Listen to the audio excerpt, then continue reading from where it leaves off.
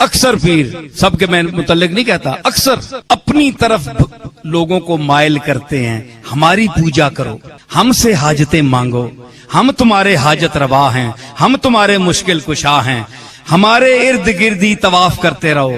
لوگوں کو پھنسائے رکھتے ہیں، اللہ کی بارگاہ میں نہیں بھیجتے، جو مشکل کشا بھی ہے، جو داتا بھی ہے، جو دیتا بھی ہے، جو مشن ہے نبیوں کا اس کی طرف نہیں بھیجتے، اپنی دکانیں چمکاتے ہیں۔ میں ان کے خلاف ہوں، اسی لیے لوگ مجھے وہابی کہتے ہیں۔ میں نے کون سا گناہ کر دیا ہے؟ میں نے وہ مشن اختیار کیا جو رسولوں نے اختیار کیا۔ بتائیں ہم میں سے کون تمہاری حاجت روا کر سکتا ہے؟ میں تو نہیں کر سکتا، میں تو خود محتاج ہوں اس کا، ہر سانس میں اس کا محتاج ہوں، تمہارے جیسا محتاج ہوں، کھلی زبان پہ کہتا ہوں، ڈنکے کی چوٹ پر کہتا ہوں۔ جس طرح ایک مکھی محتاج ہے اللہ کی، ایک ذرہ محتاج ہے، میں اسی طرح اس کا محتاج ہوں، ضعیف ہوں، ناتواں ہوں، کمزور ہوں۔ اگر کسی میں کس بل ہے تو بتائے، جوہر دکھائے، میدان میں اترے۔ کوئی کہے جناب کہ میں حاجت پوری کرتا ہوں، میں تمہارا مشکل کشا ہوں، میں نہیں مانتا، آج بھی نہیں مانتا، چاہے مجھے آپ کافر کہیں۔ کفر کے فتوے کو قبول کروں گا، یہ بات نہیں مانوں گا۔ کیوں؟ یہ قرآن کی تعلیم کے بھی خلاف ہے، رسول اللہ کے اسوہ حسنہ کے بھی خلاف ہے، اولیاء اللہ کی تعلیمات کے بھی خلاف ہے۔ اے جناب پیر صاحب پتر دے سن، اے مولوی صاحب نے تعویذ نال جناب پتر جمسی، اللہ کو فارغ ہو گیا؟ یہ باتیں آپ ایک پیر کی زبان سے سن رہے ہیں، میرا ایک درگاہ سے تعلق ہے۔ کہاں گئی وہ رسول اللہ کی توحید؟ کہاں گئی وہ صحابہ کی توحید؟ وہ حسین نے جو علم جہاد بلند کیا تھا کربلا میں، وہ اعلائے کلمت الحق کی آواز کہاں گئی؟ رسول اللہ کی امت کیوں سو گئی ہے؟ افسوس کا مقام ہے کہ نہیں؟ بولو، اللہ کے گھر میں بیٹھے ہوئے۔ اب ذرا سے ہٹ کر کوئی بول دے یہ تو وہابی ہو گیا ہے جی، یہ توحید بیان کرتا ہے، یہ وہابی ہے۔ تے نبی ساری عمر توحید بیان کرنے رہے، انہاں کے آکسو تے قرآن ساری توحید بیان کر رہا ہے، اللہ کے آکسو۔ اب میں چاہ رہا ہوں کہ آخر میں آج کی کلاس میں جتنا ہمارا ٹائم یہ بچا ہے 35-40 منٹ، اس میں وہ 10 بڑے بڑے جو وسوسے ہیں، اشکالات ہیں، ایمبیگوٹیز ہیں، دھوکے ہیں، جو علماء سو دیتے ہیں اپنی پبلک کو یہ بات منوانے کے لیے کہ بابوں کو پکارو، ولیوں کو پکارو، پیغمبروں کو پکارو، فرشتوں کو پکارو، بس اللہ کو نہ پکارو۔ اور جب کوئی کہ اللہ کو پکارو تو کہیں پیچھے تے اللہ ہی ہے۔ انہوں نے اللہ نو بھی پیچھے کر دیتا ہے، نبی نو بھی پیچھے کرتا ہے، نبی کے مقابلے پہ اپنے اپنے بزرگ کھڑے کر لیے۔ جب ہم کہتے ہیں یار یہ تو قرآن میں تو یہ لکھا ہے، وہ کہتے ہیں جی ہمارے بزرگوں کو قرآن نہیں آتا تھا، اور ہمارے بزرگ تو وہی کچھ بتا رہے ہیں، پیچھے نبی نے، نبی بھی پیچھے۔ جب توحید کی بات کریں کہ بھئی اللہ سے دعا مانگو، وہ کہتے ہیں ہم جو بزرگوں سے بھی مانگتے ہیں، ہم کب کہتے ہیں وہ خود دیتے ہیں، وہ اللہ سے لے کے دیتے ہیں، پیچھے اللہ ہی ہے، اللہ بھی پیچھے، نبی بھی پیچھے، تے بابے اگے لے آندے۔ اور جو کہتا ہے کہ یار ان کو ہٹاؤ بابوں کو، اور اس کو بڑے آسان الفاظ میں کہتا ہے کہ مرنے سے پہلے اے مسلمان کر لے اس پہ غور، کتابوں کا خدا اور ہے، بابوں کا خدا اور۔ اس کے خلاف ہو جاتے ہیں کہ یہ کہتا ہے 2 خدا ہیں۔ نہ سر، خدا ایک ہی ہے، لیکن جن کوالٹیز کے ساتھ آپ کے بابوں نے بتایا وہ کوالٹیز وہ نہیں جو آسمانوں سے نازل ہوئے دین میں تھی۔ گویا کہ پھر الگ ہی آپ نے اپنا خدا بنا لیا، اگرچہ مان اسی کو رہے ہیں آپ۔ وہ 10 اشکال میں ایک ایک کر کے کوشش کرتا ہوں کور کروں جلدی سے، تاکہ آج ہی ہماری کلاس کنکلوڈ ہو جائے اس ٹاپک کے حوالے سے۔ 5 قرآن کے حوالے سے ہیں وہ اشکالات، اور 5 سنت یعنی صحیح الاسناد احادیث کے حوالے سے۔ پہلا اشکال یا دھوکہ یا ایمبیگوٹی وہ یہ دیتے ہیں کہ جی قرآن میں آیا ہے یا ایھا الذین آمنوا استعینوا بالصبر والصلاۃ، اے اہل ایمان مدد چاہو صبر اور نماز کے ذریعے۔ اور یہ پڑھتے آدھی آیتی ہیں، آگے نہیں پڑھتے کیا لکھا ہوا ہے، اور کہتے ہیں اس سے ثابت ہوا کہ صبر اور نماز تو غیر اللہ ہے، تو آپ غیر اللہ سے مدد مانگ سکتے ہیں۔ تو ہم کہتے ہیں میرے بھائی یہ تو آپ نے خود بھی کبھی نہیں مانگی، کبھی آپ نے کہا المدد یا نماز میری مدد فرمائیے، میری حاجت گیری کیجیے، یا صبر میری مدد فرمائیے۔ وہ خود ہی سوچ میں پڑ جاتے ہیں واقعی ہم نے تو یہ کبھی نہیں کہا۔ تو سر یہ آیت پوری پڑھیں، ان اللہ مع الصابرین، اللہ بے شک صبر کرنے والوں کے ساتھ ہے۔ یعنی صبر اور نماز وہ اعمال ہیں جو وسیلے کے طور پر اللہ تک پہنچنے کا ذریعہ ہے، مدد اللہ ہی سے مانگنی ہے۔ یہ تو ہماری دلیل ہے۔ صحیح بخاری میں نبی علیہ السلام نے جو ایک وظیفہ کیا کرتے تھے وہ رپورٹ کیا ابن عباس نے. وہ کہتے ہیں کہ ابراہیم علیہ السلام کو جب آگ میں ڈالنے لگے تھے نا، ابراہیم علیہ السلام بہت غیرت مند تھے توحید کے معاملے میں، تو انہوں نے اس وقت پکارا تھا حسبنا اللہ و نعم الوکیل، ہم نے اللہ ہی پر بھروسہ کیا، وہی بہتر کارساز ہے. اور ابن عباس کہتے ہیں تمہارے جد امجد ابراہیم بھی یہی کہا کرتے تھے، اور تمہارے نبی پہ بھی جب مشکل وقت آتا تھا وہ بھی یہی کہتے تھے حسبنا اللہ و نعم الوکیل. سر پورے قرآن میں انبیاء کی دعائیں ہیں کہ اس میں باب بزرگ کچھ بھی نہیں ہے، اور نہ کہیں تعلیم کیا گیا ہمیں کہ بابوں کو ڈال کے، انبیاء کی تعلیمات تو ہمیں سمجھانے کے لیے تھی، ایسا بھی نہیں. جامعہ ترمذی میں ایک حدیث ہے، اس کی صحیح سند المستدرک للحاکم میں ہے اور سنن نسائی الکبریٰ میں، کہ نبی صلی اللہ علیہ وآلہ وسلم ہر مصیبت اور پریشانی میں کہا کرتے تھے یا حی یا قیوم برحمتک استغیث، اے خود سے زندہ ہر چیز کو تھامنے والے، میں تیری رحمت کے ساتھ تیری مدد کا سوال کرتا ہوں. اگر نون سے پڑھیں گے تو پھر جمع کا صیغہ ہو جائے گا، ہم سوال کرتے ہیں. نستغیث بھی درست ہے، استغیث بھی درست ہے. الحمدللہ. اچھا اب دوسرا اشکال سنیں جی. وہ کہتے ہیں جی عیسیٰ علیہ السلام کے بارے میں قرآن میں آیا ہے، انہوں نے کہا تھا من انصاری الی اللہ، تو قال الحواریون نحن انصار اللہ. حضرت عیسیٰ نے خود مدد مانگی ہے جی غیر اللہ سے، اپنے ساتھیوں سے کہ کون اللہ کے لیے میری مدد کرے گا، اور ساتھیوں نے بھی کہا کہ ہم اللہ کے لیے آپ کی مدد کرنے کو تیار ہیں. تو اس کا مطلب یہ ہے کہ حضرت عیسیٰ کے صحابہ جو ہیں وہ حضرت عیسیٰ کے مشکل کشا ہوئے نا پھر تو، یعنی حضرت عیسیٰ نہیں مشکل کشا، ان کے ساتھی ان کے مشکل کشا تھے. واہ واہ سبحان اللہ. اس کا یہ مطلب ہی نہیں ہے. وہ کہہ رہے کون اللہ کے لیے مدد کرے میری دین کے کاموں میں. اس میں یہاں کا لکھا ہوا ہے کہ ان کے ساتھی فوت ہو گئے تھے اور وہ قبر پہ جا کے کہتے تھے قبروں سے نکلو اور روحانی طور پر جسد امثالی کے ساتھ آ کر میری مدد کرو. یہ بھی ایک نوی ٹرم ہے. تو دوسری کہنا نا قاسم نوتوی صاحب 6 سال بعد کس طرح نکلے وہ دیوبند کی صلح کرانے کے لیے بیداری میں. وہ کہتے ہیں جسد امثالی کے ساتھ ایک نیا ان کو جسم ملا تھا تو اسے قبر نکلا ہے. اچھا بریلویوں کے بابے نکل آئے تو وہ شرک، دیوبندیوں کے نکل آئے تو توحید. اپنی عقل کا علاج کروائیں. تو یہ تو بالکل ظاہری اسباب ہے. یہ وہی چیز ہے جو قرآن میں حکم ہے وَتَعَاوَنُوا عَلَى الْبِرِّ وَالتَّقْوَى وَلَا تَعَاوَنُوا عَلَى الْإِثْمِ وَالْعُدْوَانِ. نیکی پرہیزگاری کے کاموں میں ایک دوسرے کی مدد کرو، برائی کے کاموں میں نہ کرو. اس میں تو غیر اللہ کو غائب میں پکارا ہی نہیں جا رہا، نہ مرے ہوئے کو پکارا جا رہا ہے، نہ کسی دور والے کو، جو سامنے موجود ہے. وہ تو سر آپ کافر سے بھی مدد لیں. صحیح بخاری میں حدیث ہے نبی علیہ السلام کی وفات اس حال میں ہوئی کہ آپ کی زرہ گروی رکھی ہوئی تھی یہودی کے پاس اناج کے عوض، تو آپ کافر سے بھی مدد لیں ظاہری اسباب میں. لیکن یہ تو نہیں ہے کہ کوئی فوت ہو گیا ہے اور سامنے موجود نہیں، آپ اس کو مدد کے لیے پکار رہے ہیں. نہیں، وہ نہ آپ کسی جن کو پکار سکتے ہیں، نہ فرشتے کو، نہ کسی پیغمبر کو، نہ کسی بزرگ کو. اور یہ تو حضرت عیسیٰ کے ساتھی تھے نا. اس طرح کی آیت تو قرآن میں نبی صلی اللہ علیہ وسلم کے لیے بھی ہے. سورۃ الاعراف میں آیت نمبر 157 ہے، جس میں اللہ تعالیٰ نے باقاعدہ حکم دیا ہے اہل ایمان کو کہ تمہارا ایمان اس وقت کامل ہوگا کہ جب تم نبی کی مدد کرو گے ان کے دین کے سلسلے میں.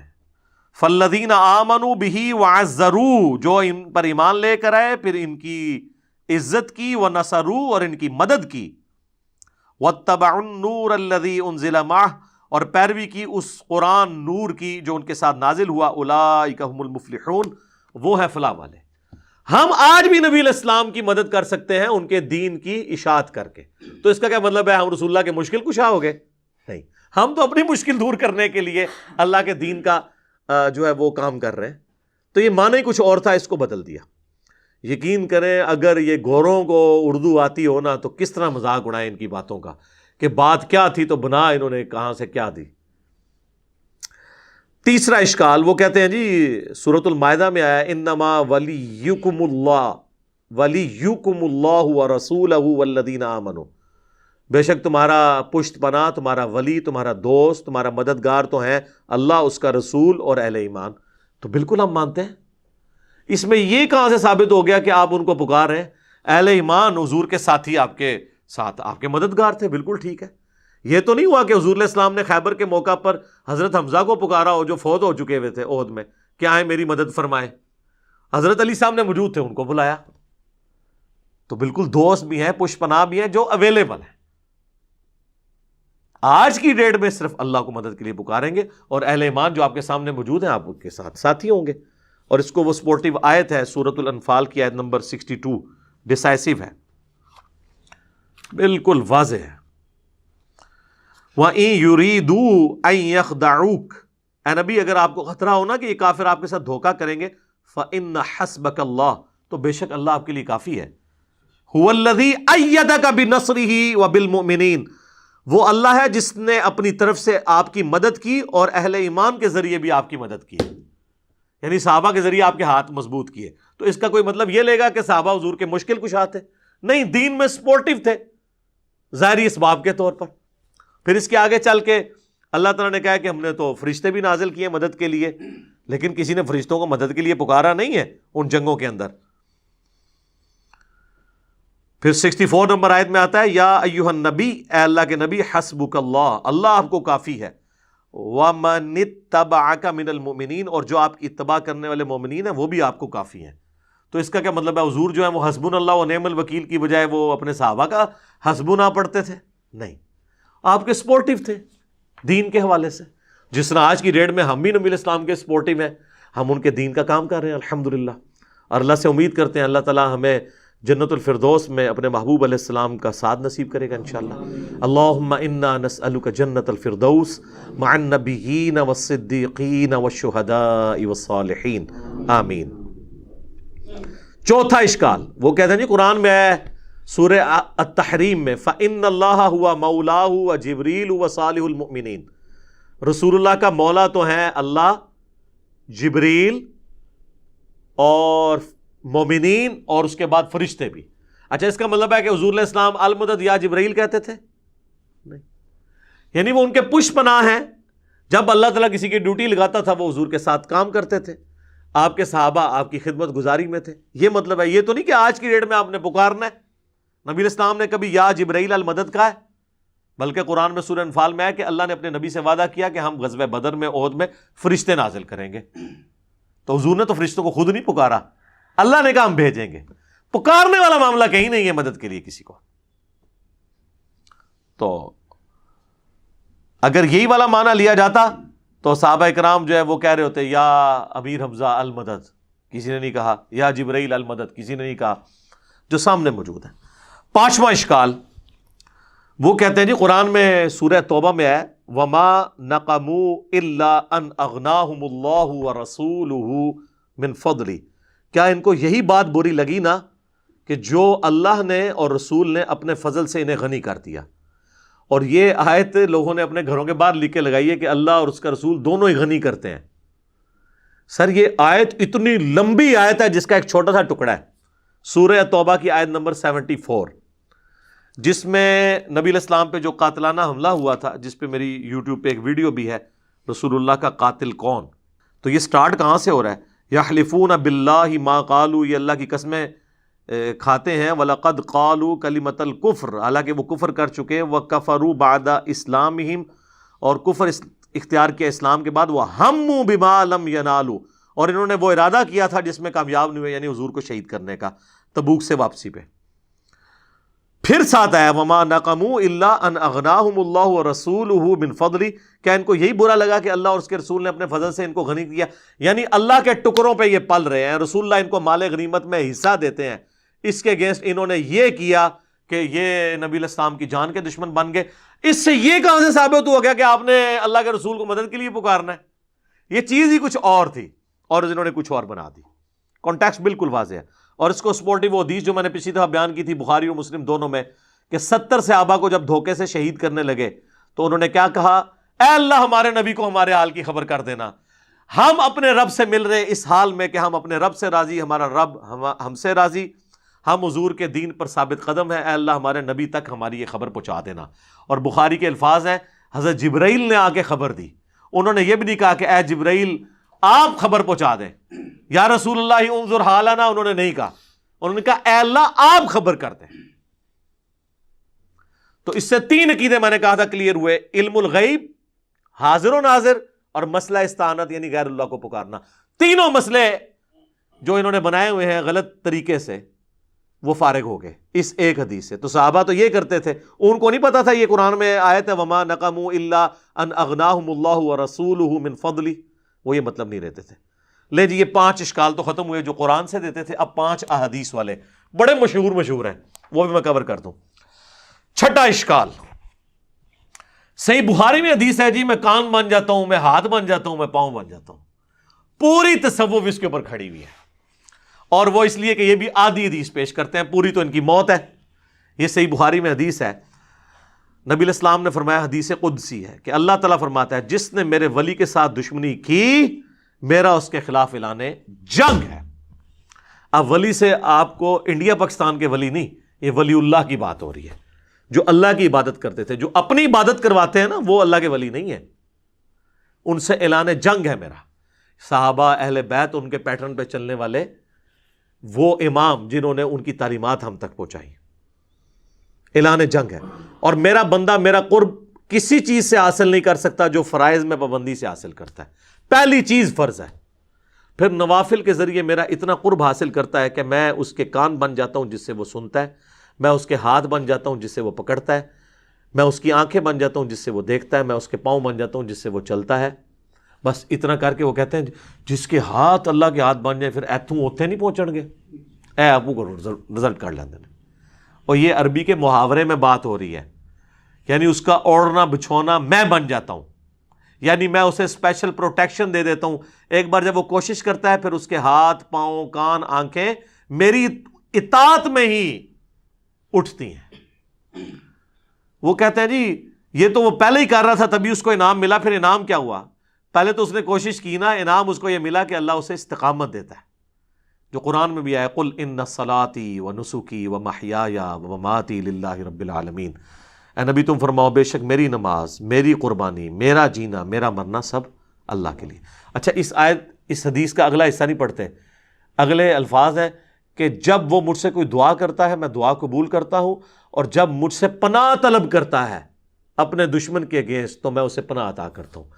تو میرے بھائی جس کا ہاتھ اللہ خود بن چکا ہے وہ دشمن کی گیچی خود کیوں نہیں مروڑ دیتا؟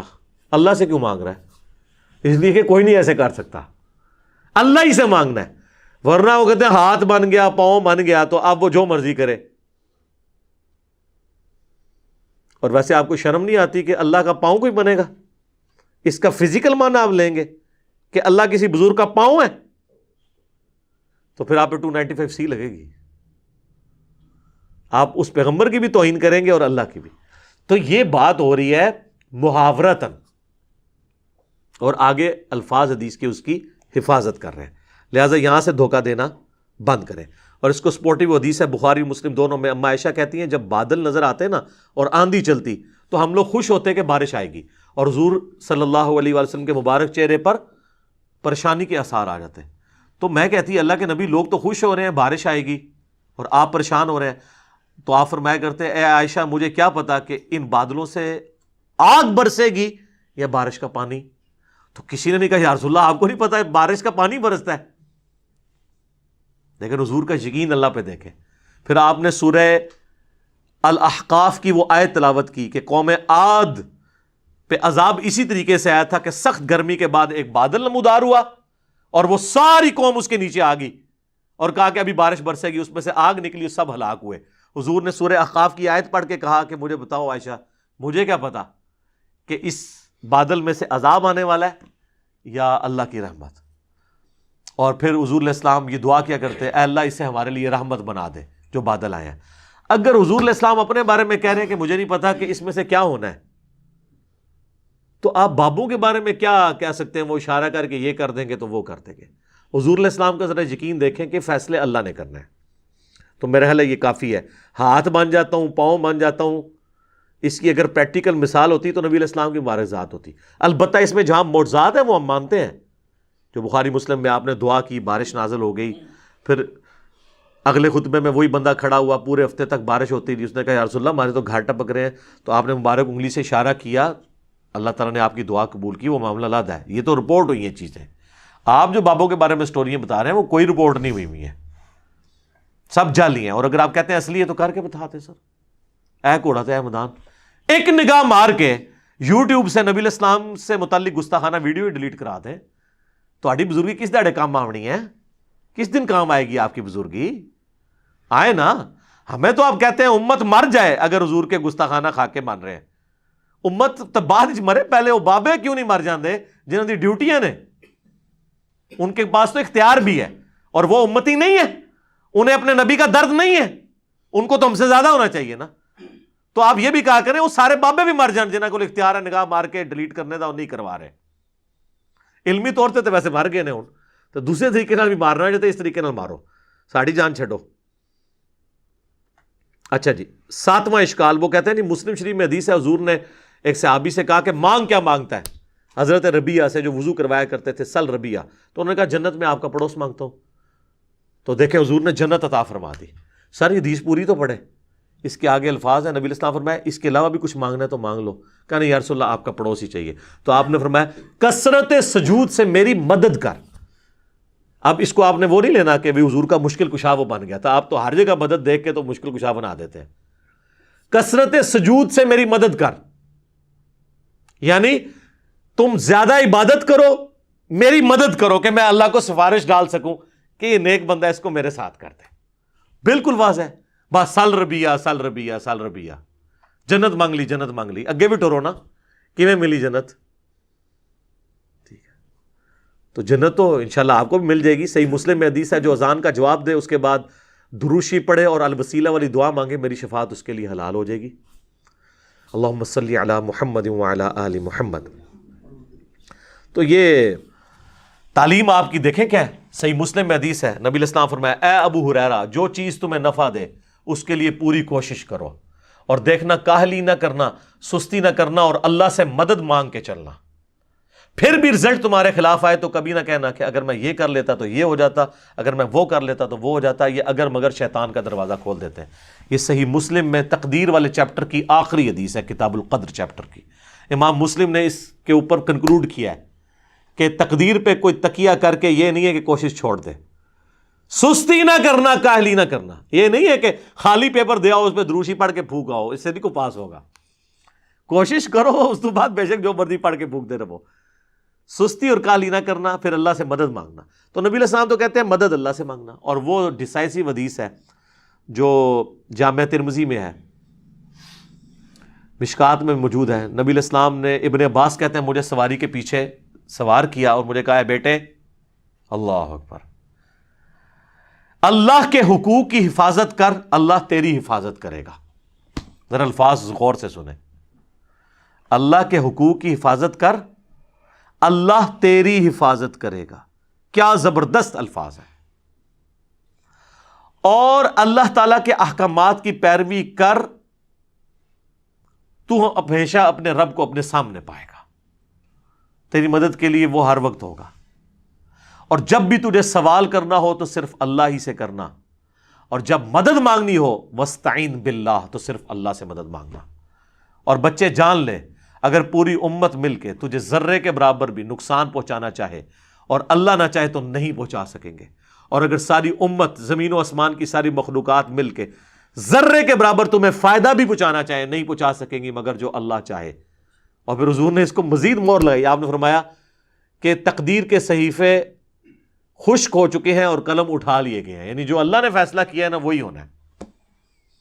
یہ حدیث کتنی ڈیسائسو ہے. نبی علیہ السلام اپنے اصحاب کی تربیت کرتے تھے کہ مانگنا ہے تو اللہ سے مانگنا ہے.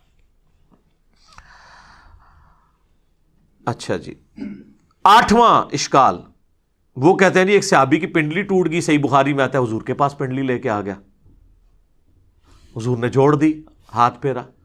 بخاری مسلم میں اشوب چشم مولا علی کو ہوا، حضور نے تھوک مبارک لگائی، ٹھیک ہو گیا. بخاری مسلم میں آتا ہے بارش نہیں ہو رہی تھی، حضور نے دعا کی، بارش شروع ہو گئی. جتنے یعنی حضور کے معجزات ہیں نا اس سے وہ کہتے ہیں آپ حضور سے مدد مانگنی ہے. سر یہ آج اگر نبی علیہ السلام دنیا میں موجود ہوں تو ہم اپنا ہر مسئلہ حضور کے پاس ہی لے کے جائیں گے. مسئلہ ہے حضور کی وفات کے بعد کا، جب آپ سے ہم کمیونیکیٹ نہیں کر سکتے. نہیں تو مجھ سے پھکی لے لیں. ثقیفہ بنی ساعدہ کے اندر جو کچھ ہوا جس کی وجہ سے آج تک امت دو ٹکڑے ہے، سنی شیعہ اختلاف، تو مولا علی اور ابو بکر کیوں نہیں حضور کی قبر پہ چلے گئے یا رسول اللہ؟ بلکہ میت بھی باہر تھی 2 دن تک. تو یا رسول اللہ فیصلہ کریں آپ کا سکسیسر کون ہے. نہیں. جنگ جمل صفین نہروان کے وقت کسی نے روضہ شریف میں جا کے حضور سے مشورہ کیوں نہیں کیا؟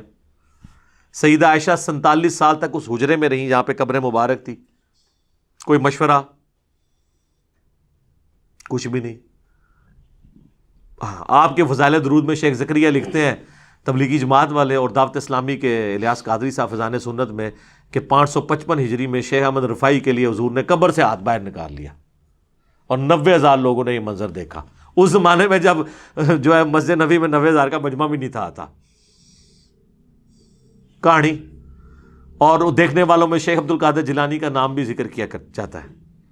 اور عبد القادر جیلانی بیچارے دیکھتے ہی رہے، انہوں نے نہیں چومے ہاتھ، اور انہوں نے مرید نے چوم لیا، شیخ احمد رفاعی نے. سب کہانیاں جوڑی ہوئی ہیں، جوڑتے رہے. یہ کچھ صحابہ کے ساتھ نہیں ہوا. تو یہ یعنی نبی علیہ السلام کی وفات کے بعد یہ جو معجزات ہیں، یہ تو ہم آج بھی مانتے ہیں حضور موجود ہوں. اور میں اب اس سے زیادہ سخت بات کرنے لگا ہوں، برا نہیں ماننا. اگر کسی کو یقین ہے نا کہ ایسا ہوتا ہے تو اپنی ایک پنڈلی کی قربانی دے نا، خود ہی توڑ کے لے آئے. روضہ شریف تک ہم اسے لگا دیتے ہیں، ویزا لگوا دیتے ہیں، وہاں پہ روضہ شریف پہ آپ کو لے جاتے ہیں. جائیں اپنی پنڈلی کی ہڈی جوڑ کے بتائیں. ان کو بھی پتہ نہیں جوڑے گی. ہاں، نبی علیہ السلام اگر دنیا میں موجود ہوں تو یقیناً ہاتھ پھیرنے سے یہ ہو جائے گا. ان کو بھی پتہ ہے کہ آج کی ڈیٹ میں نہیں ہوگا. حضور کی وفات کے بعد کیا لوگ جا کے قبر سے جا کے مانگا کرتے تھے؟ بخاری مسلم سے یہ معجزہ پیش کرتے ہیں 1500 صحابہ کے لیے پانی کے چشمے جاری ہو گئے مبارک انگلیوں سے. بالکل ہوئے. لیکن حضور کی وفات کے بعد کیا قبر سے جا کے کوئی کہتا تھا جی آپ انگلیوں سے چشمے جاری کریں؟ اور میں نے تو بتایا صحیح مسلم میں ایک حدیث ہے، حضرت عمر نے ایک سفر کے دوران حضور کو پانی جمع کر کے کہا کہ یا رسول اللہ آپ اپنا مبارک ہاتھ رکھ کے دعا فرمائیں نا، اس میں سے چشمے جاری ہوں. اور وہی حضرت عمر، صحیح بخاری میں 1010 نمبر حدیث ہے، 1010، وہ کہتے ہیں انا کننا نتوسل الیک بنبینا، اے اللہ پہلے ہم آپ کے نبی کے وسیلے سے آپ کے پاس آتے تھے. یعنی حضور کے ذریعے آپ کی طرف متوجہ ہوتے تھے، حضور کی دعا کی برکت سے بارش نازل ہوتی تھی. اب ہم آپ کے نبی کے چچا کو لے کے آئے، ان کی دعا کی برکت سے بارش نازل فرما، بارش ہو جاتی. تو حضرت عمر کہہ سکتے تھے نا یا رسول اللہ جب آپ قبر سے باہر تھے تو آپ چشمہ جاری کرتے تھے، اب آپ قبر میں ہیں تو کوئی مسئلہ نہیں. احمد رفاعی کے لیے تو آپ نے نکالنا ہی ہے، تو آپ قبر مبارک سے ہاتھ باہر نکالیں اور امت کو سیراب کر دیں. تو یا پھر کہ حضرت عمر جو ہیں وہ وہی عقیدہ رکھتے تھے جو قرآن و سنت میں اور جو ہم پیش کر رہے ہیں، کہ وفات کے بعد اب وہ کمیونیکیشن گیپ نہیں ہوگا. حیات النبی اپنی جگہ موجود ہے، لیکن دنیاوی حیات نہیں، آخرت کی حیات ہے. حیات النبی پہ سب سے زیادہ ویڈیوز ہی میری ہیں، لیکن وہ دنیاوی حیات نہیں ہے، آخرت کی زندگی ہے، جس میں نہ سانس ہے، نہ کھانا پینا ہے دنیا والا، نہ ٹوائلٹ ہے. آج بھی قبر مبارک اگر آپ کھودیں تو نبی علیہ السلام اسی حالت میں لیٹے ہوئے ہوں گے جس طرح 800 سے 1400 سال پہلے آپ کو دفنایا گیا تھا. کوئی سانس نہیں لے رہے ہوں گے، اسی حالت میں ہوں گے. آپ اس زندگی کو آبزرو کر ہی نہیں سکتے. تو یہ پیش کرنا ہے معجزات کے ذریعے، یہ بالکل جھوٹ ہے. ورنہ تجربے کے لیے پھر تیار ہو جائیں، جس نے پنڈلی کی قربانی دینی ہے تو کریں. پھر 9واں اشکال وہ کہتے ہیں جی اس کو بلکہ شعر بنا دیا، آج لے ان کی پناہ، آج مدد مانگ ان سے، پھر نہ مانیں گے گر قیامت میں گر مان گیا. وہ اعلیٰ حضرت کا شعر ہے کہ قیامت میں تو نے بھی حضور سے ہی شفاعت کرانی ہے، تو آج کیوں نہیں حضور کو مدد کے لیے پکارتا؟ ادھر تو نے حضور کو ہی پکارنا ہے نا. سر اس لیے پکارنا ہے کہ حضور سامنے ہوں گے صلی اللہ علیہ وسلم. دنیا میں بھی جب سامنے موجود تھے تو حضور کو اپنے مسئلے بتانے تھے. آخرت میں بھی جب حضور علیہ السلام سامنے آئیں گے تو ان کے سامنے ہی ان کو ہی ہم اللہ کے حضور اپنا وسیلے کے طور پہ پیش کریں گے، انہی کے ہاتھ پہ شفاعت کا دروازہ کھلے گا. لیکن یہ بیچ والا پورشن آپ نے کہاں سے نکال لیا؟ جیسے آپ تراویح سے 20 تراویح نکال لیتے ہیں اور یوفون سے یوفون نکال لیتے ہیں، مسقال ذرۃ خیر یرا سے مسقال نکال لیتے ہیں. الفاظ کے میچ کرنے سے وہ چیزیں نہیں نکل آتی. تو حدیث شفاعت والا معاملہ ڈیفرنٹ ہے. ورنہ میں نے حضرت عمر والا بتا دیا. وہ تو کہتے ہیں جب تک نبی موجود تھے ان کے ذریعے متوجہ ہوتے تھے، اب ان کے چچا کو ان کی دعا کی برکت سے. وہ کہتے ہیں جی مصنف ابن ابی شیبہ میں ایک روایت ہے اور حافظ ابن کثیر نے بھی نقل کی ہے سورہ نساء کی آیت نمبر جو 64 ہے، وَلَوْ أَنَّهُمْ إِذْ ظَلَمُوا أَنفُسَهُمْ جَاءُوكَ، جب اپنی جانوں پر ظلم کرو تو حضور کی خدمت میں حاضر ہو جاؤ، حضور شفاعت کریں گے تو اللہ توبہ قبول کرے گا. اس آیت کے کانٹیکسٹ میں ابن کثیر بھی لے کے آئے کہ ایک جو ہے نا وہ اعرابی حضور کی قبر پہ حاضر ہوا اور کہا یا رسول اللہ قرآن میں تو حکم ہے کہ یہ حکم حضرت عمر کو نہیں پتا تھا. اور ایک پینڈو کو پتہ چل گیا، اپنی عقل کا علاج کراؤ. اسی لیے کہا گیا نا علیکم بسنتی و سنت الخلفاء الراشدین المہدیین. صحیح بخاری 1010 میں تو حضرت عمر کہہ رہے ہیں اللہ جب تک نبی موجود تھے ہم ان کو وسیلے کے طور پہ پیش کرتے تھے، اب ان کے چچا کو لے کے آئے ہیں. تو حضرت عمر کو نہیں پتا تھا میں جا کے ڈائریکٹ پہ قبر پہ جا کے وَلَوْ أَنَّهُمْ ظَلَمُوا أَنفُسَهُمْ جاؤ کا پڑھ لوں. Point to be noted. تو وہ کہتے ہیں بھی وہ خواب میں حضور کی زیارت ہوئی اور کہا کہ عمر کو میرا سلام کہنا، اور کہنا ان قریب بارش ہو جائے گی. اور کئی کہتے ہیں قبر سے آواز آ گئی، عمر کو سلام کہنا اور اسے کہنا عوام پہ نرمی کرے. سر یہ مصنف ابن ابی شیبہ میں جو روایت ہے نا، اس میں آمش مدلس ہے اور ان سے روایت کر رہا ہے اور سما کی تصریح نہیں ہے. اور صحیح مسلم کے مقدمے میں امام مسلم نے یہ پیٹ رول لکھا ہے کہ مدلس کی آن والی روایت سما کی تصریح سے کے بغیر، حدثنا یا اخبرنا کے بغیر قابل قبول نہیں ہوگی. ایک جعلی روایت کو لے کے عقیدہ گھڑ رہے ہیں جو بخاری کی 1010 نمبر حدیث کے بھی خلاف ہے اور قرآن کی اس آیت کے کانٹیکسٹ کے بھی خلاف ہے. سر یہ قرآن ذرا کھولیں، سورہ نساء کی آیت نمبر 64 میں اللہ تعالیٰ نے منافقین کو کہا ہے کہ یہ طاغوت کے پاس فیصلے کرواتے تھے، حالانکہ نبی علیہ السلام کو اپنا حکمران مانا ہوا تھا، اوپر سے کلمہ گو تھے اندر سے منافق تھے. تو اللہ تعالیٰ نے فرمایا کہ اب جو انہوں نے ظلم کیا نا کہ اپنا فیصلہ کافروں سے کروایا، تو اب ان کو چاہیے حضور کے سامنے آئے، حضور سے معافی مانگے، آپ صلی اللہ علیہ وآلہ وسلم اللہ کے حضور ان کی شفاعت کریں کہ جو انہوں نے یہ مس بیہیو کیا کہ بجائے حضور کو جج ماننے کے جا کے یہودیوں سے فیصلہ کروایا، پھر اللہ ان کو معاف کرے گا. وہ تو کنٹیکسٹ ہی ڈیفرنٹ تھا، اس کو آپ نے پکڑ کے حضور کی وفات کے بعد کیسے لگا دیا؟ بات کون سی تھی؟ اور وہ کہتے ہیں یہ آیات جنرلائز ہیں. اچھا جی جنرلائز ہیں تو وَلَوْ أَنَّهُمْ إِذْ ظَلَمُوا أَنفُسَهُمْ جَاءُوكَ اس کے تحت سقیفہ بنی ساعدہ پھر کیوں ہوا؟ جنگ جمل صفین نہروان کیوں ہوئی؟ صحابہ کیوں نہیں قبر رسول سے جا کے فیصلہ کرواتے رہے؟ اس وقت تو قبر میں بھی نہیں نبی علیہ السلام گئے تھے، 2 دن تک تو میت مبارک باہر تھی، جنازہ جاری تھا، کسی کو وسوسہ بھی نہیں آیا کہ حضور سے ہی جا کے پوچھ لیں، کیونکہ اس زمانے میں عقیدے نہیں ہوا کرتے تھے. یہ آج کے جھگڑے ہیں جی، عطائی ذاتی، مستقل بذات، غیر مستقل بذات، پتہ نہیں کیا کیا کہانیاں بنائی ہوئی ہیں. اور جناب صحیح مسلم میں حدیث ہے، ایک صحابی نے حضور کے سامنے خطبہ دیتے ہوئے کہا میں یطیع اللہ و رسولہ فقد رشدا، جو اللہ رسول کی اطاعت کرے وہ کامیاب ہوا، ومن یعصہما اور جس نے ان دونوں کی نافرمانی کی فقد غوا وہ گمراہ ہو گیا. آپ نے فرمایا بئس الخطیب انت، کتنا برا خطیب ہے تو نے یہ کیوں کہا ان دونوں کی؟ حالانکہ جملہ کانٹیکسٹ کے ساتھ درست تھا کہ جو اللہ رسول کی اطاعت کرے وہ کامیاب ہوا، جو ان دونوں کی نافرمانی کرے وہ ناکام ہوا. لیکن حضور نے فرمایا دونوں نہیں کہنا، اللہ ایک ہے. تمہیں کہنا چاہیے وَمَن يَعْصِ اللَّهَ وَرَسُولَهُ فَقَدْ غَوَىٰ. اس نے نہیں آگے سے کہا کہ ہک ہے جڑا ہک کی ڈھوں آکھے وہ کافر و مشرک ہے. وہی مواحد ہے جڑا ہک کی ڈھوں آکھے. اور ابو داؤد میں آگے الفاظ ہیں، آپ نے فرمایا قم اذهب، اٹھ نکل ادھر سے، تو نے مجھے اللہ کے ساتھ شامل کر دیا. اور مسند احمد میں اور امام بخاری کی کتاب الادب المفرد میں ایک صحابی نے کہہ دیا یا رسول اللہ ما شاء اللہ و شئت، اے اللہ کے رسول جو اللہ چاہے اور جو آپ چاہیں. آپ نے فرمایا اجعلتنی للہ عدلا، اجعلتنی للہ ندا، کیا تو نے مجھے اللہ کے مقابلے پر کھڑا کر دیا؟ قل بل ما شاء اللہ وحدہ، بلکہ کہہ جو اکیلا اللہ چاہے. اس نے نہیں کہا یا رسول اللہ میں آپ کو عطائی مان رہا ہوں، غیر مستقل بذات مان رہا ہوں، اور میں اللہ کی اطاعت سے ہی مان. اس زمانے میں یہ کہانیاں نہیں سناؤندیاں بھائی، اردو دین سیدھا سیدھا سی. ٹھیک ہے، تو اسی واسطے اسی سیدھا سیدھا دین اتوں بیان کر رہے ہیں، کتاباں والا دین اللہ کے فضل سے. آخری اشکال ہے جی 10واں، جس میں میرا پورا لیکچر بھی ہے، مجھے تم سے شرک کا خوف نہیں. وہ کہتے نہیں یہ کہانیاں اپنی ایک اور رکھو، شرک کا کوئی خوف ہی نہیں رہا. اچھا نہیں خوف ہے تو یہ صحیح مسلم میں کیوں حدیث ہے، صحیح بخاری میں کہ دیکھنا میری شان کو اس طرح بلند نہ کرنا جس طرح عیسیٰ ابن مریم کو ان کے ماننے والوں نے کیا، میں اللہ کا بندہ اور اس کا رسول ہوں، مجھے اللہ کا بندہ اور رسول ہی کہنا. تو کسی نے نہیں کہا یا رسول اللہ آپ کو تو گارنٹی ہے وہ میں شرک نہیں کرے گی، تو آپ یہ ہمیں نصیحت کیوں کر رہے ہیں؟ تو یہ حدیث بخاری مسلم میں کیوں ہے کہ آپ اپنی وفات کے دنوں میں اپنے چہرے مبارک سے چادر ہٹاتے تھے اور کہتے تھے لعن اللہ الیہود والنصارى، اللہ کی لعنت ہو یہود و نصارہ پر، انہوں نے اپنے نبیوں کی قبروں کو سجدہ گاہ بنا دیا تھا، تم میری قبر کو سجدہ گاہ نہ بنانا.